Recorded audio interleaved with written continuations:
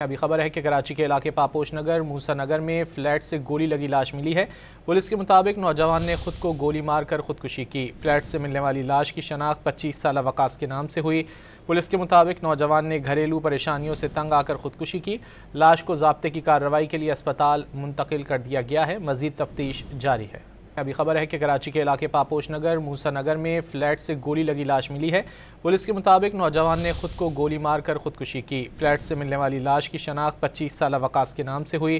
Police के मुताबिक नौजवान ने घरेलू परेशानियों से तंग आकर खुदकुशी की। लाश को ज़ाब्ते की कार्रवाई के लिए अस्पताल मुंतकिल कर दिया गया है। मज़ीद तफ्तीश जारी है। अभी खबर है कि कराची के इलाके पापोश नगर मूसा नगर में फ्लैट से गोली लगी लाश मिली है। पुलिस के मुताबिक नौजवान ने खुद को गोली मारकर खुदकुशी की। फ्लैट से मिलने वाली लाश की शनाख्त 25 साल वकास के नाम से हुई। पुलिस के मुताबिक नौजवान ने घरेलू परेशानियों से तंग आकर खुदकुशी की। लाश को ज़ाब्ते की कार्रवाई के लिए अस्पताल मुंतकिल कर दिया गया है। मज़ीद तफ्तीश जारी है।